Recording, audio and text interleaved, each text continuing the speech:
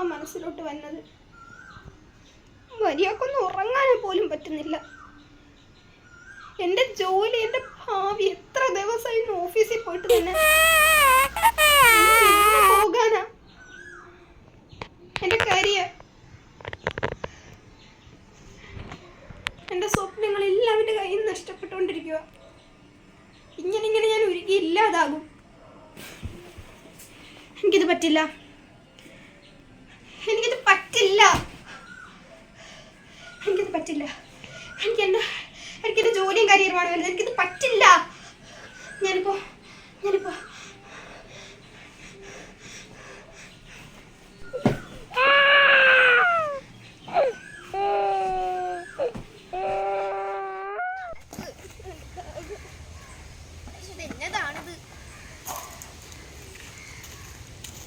ഇവിടെ വന്നിരിക്കുക. നടക്ക് ഇങ്ങോട്ട്. എൻ്റെ അമ്മക്ക് കുറച്ച് വെള്ളം വേണമായിരുന്നു മരുന്ന് കഴിക്കാനേ. ഇപ്പൊ വെള്ളമൊന്നും കുടിക്കണ്ട.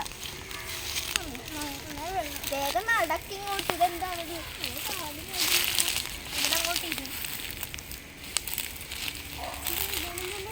ഇപ്പൊ തലോന്ന് പറയണ്ട. ഇവിടെ അങ്ങോട്ട് തിന്നേച്ചാ മതി.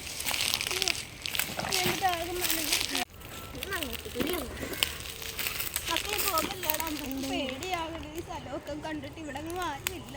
ഇവിടെ ആൾക്കാരൊക്കെ സ്വന്തം അപ്പുറത്ത് കാണുന്ന അമ്പലമാണോ? എവിടെയെങ്കിലും ഒന്ന് കിടക്കണമെങ്കിലോ? ഇവിടെ അങ്ങോട്ട് കിടക്ക്. ഞാൻ അങ്ങോട്ട് വേഗം അങ്ങോട്ട് മേലോട്ടെ. എനിക്ക് അല്ലെങ്കിൽ ചേട്ടനോട് ഒറ്റ ഞങ്ങളിപ്പോ തന്നെ വരും. റൂം നോക്കട്ടെ. ഭഗവാനെ. അമ്മ എഴുന്നേറ്റ. അമ്മേ മക്കളെ ഒന്ന് പഠിച്ച പോകണം. അമ്മ വെള്ളം എടുത്ത് വെച്ചിട്ടുണ്ട് കേട്ടോ. വേണ്ടതെല്ലാം ചെയ്തിട്ടുണ്ട്. ഇനി പോയേക്കാം. പോകാം. അല്ലേ ഇതെങ്ങോട്ട് എഴുന്നേറ്റ് വരികയാണ് അമ്മ? അവിടെ ഇരുന്ന്. അവിടെ ഇരി. ഞങ്ങളുടെ കൂടെ വരാനൊന്നും പറ്റത്തില്ല.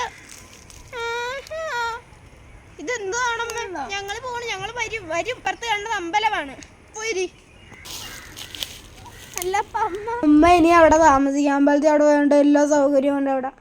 ഇതുപോലെ ഓരോ അമ്മമാര് അവിടെയൊക്കെ ഉണ്ട്, കൂട്ടൊക്കെ ഉണ്ട്. ഭക്ഷണം കഴിച്ചത് വയറിന് കുഞ്ഞേട്ടാ ഇങ്ങോട്ട് വാ. ഭക്ഷണം കഴിച്ചതേ വയറിന് പിടിച്ചിട്ടില്ല.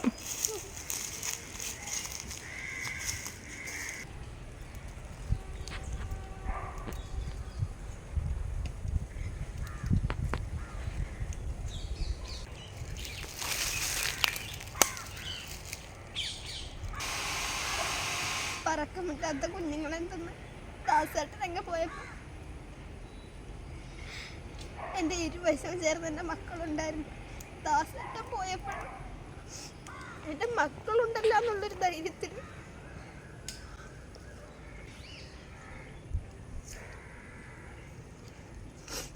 പക്ഷെ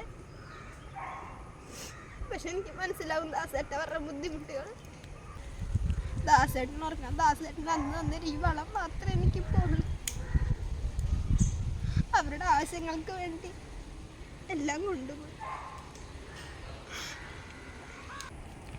എൻ്റെ കൊച്ചുമക്കൊക്കെ ഒരു ഉമ്മയും കൊടുത്തിറങ്ങുമ്പോൾ എനിക്കറിയില്ലായിരുന്നു ദാസേട്ട എന്നെ കളയാൻ കൊണ്ടുവേണം.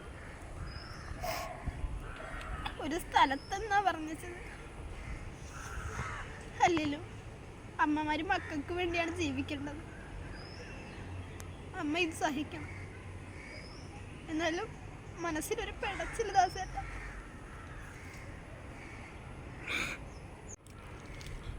നമ്മുടെ മക്കളോട് ഞാൻ അല്ലാതെ പിന്നെ ആര് ക്ഷമിക്കാനാ? ദാസേട്ടൻ വന്ന് എന്നെയും കൂടെ അങ്ങോട്ട് കൊണ്ടുപോകാവ. എനിക്ക് വയ്യാതെ ദാസേട്ട. എൻ്റെ ദൈവമേ, എൻ്റെ കുഞ്ഞുങ്ങളെ കാത്തോണേ. എൻ്റെ മക്കൾക്ക് ആരുമില്ല, അവരെ നോക്കിക്കോണേ ദൈവമേ.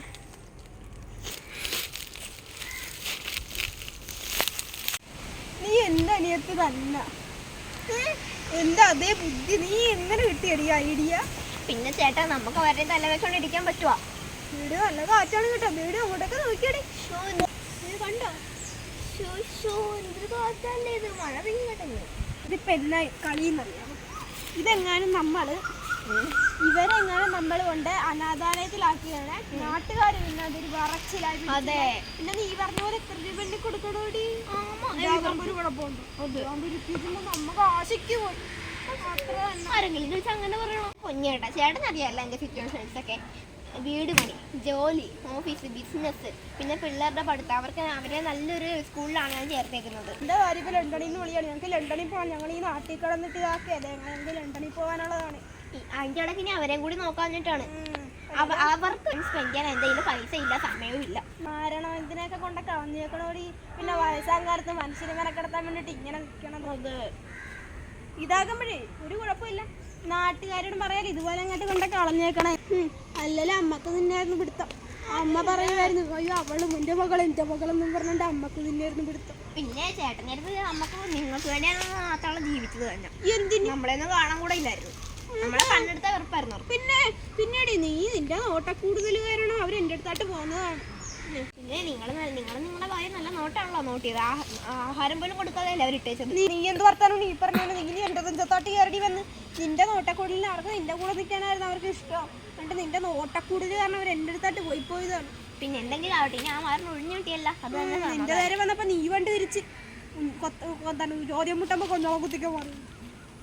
എന്തായാലും നീ പറഞ്ഞാവട്ടെ, പോയല്ല, സമാധാനായി. അതെവിടെ എന്തായാലും സാധനം കഴിഞ്ഞ് കിട്ടിയല്ലേ. അതെ, എന്ത് ശല്യായിരുന്നു. ഇനിയിപ്പോൾ വേണം നമ്മളിരുന്ന് പ്രാഗുണ്ടാക്കും. അത് പറയാൻ പറ്റിയല്ലോ, സ്വഭാവത്തിൽ നമ്മളിരുന്ന് പ്രാഗുമായിരിക്കും വേണം. എൻ്റെ ദൈവമേ, എൻ്റെ കണ്ണീര് പോലും എൻ്റെ മക്കൾക്ക് ശാപാകല്ലേ. ഞാൻ എനിക്കറിയില്ല. നമ്മുടെ തലേന്ന് എന്തായാലും സംഭവം ഒഴിഞ്ഞു കിട്ടി. നമ്മൾ ഇനി എവിടെയെങ്കിലും വെച്ച് കാണാൻ പറ്റുമെങ്കിൽ കാണാം. ഇനി എനിക്ക് എൻ്റെ വഴി. ഇനി എൻ്റെ മക്കളും ഭർത്താവായിട്ടൊന്ന് മരണം വരെ ഒന്നിച്ച് ജീവിക്കണം. ഞങ്ങൾക്കിത് ലണ്ടനിൽ പോയിട്ട് അവിടെ നിന്ന് വിലസണം. എനിക്ക് എൻ്റെ മക്കൾക്ക് കൂടെ. എൻ്റെ 2 കുഞ്ഞുങ്ങളെ ഇപ്പോൾ കാത്തിരിക്കും. എൻ്റെ വീട്ടിൽ ഞാൻ ചെല്ലട്ടോ. അവരെങ്ങനെ ഗ്രാൻഡ്മാരെ തിരക്കുമോ? അവർ തിരക്കാൻ പറയട്ടെ, നമുക്ക് പറയാമല്ലോ. കാശിക്ക് പോയതാന്ന് പറയാമല്ലോ. അതെന്തെങ്കിലും 2 ദിവസം കഴിയുമ്പോൾ കൂടി വന്നാൽ 2 ദിവസം അവരങ്ങോട്ട് പറക്കും. അമ്മ മക്കളെ ഉപേക്ഷിക്കുന്നവളും മക്കളാൽ ഉപേക്ഷിക്കപ്പെടേണ്ടവളുമല്ല. മക്കളെ ജീവന് തുല്യം സ്നേഹിച്ച് സംരക്ഷിക്കേണ്ടവളും മരണം വരെ മക്കളാൽ സംരക്ഷിക്കപ്പെടേണ്ടവളുമാണ്. എല്ലാ അമ്മമാർക്കും എൻ്റെ മാതൃദിനാശംസകൾ.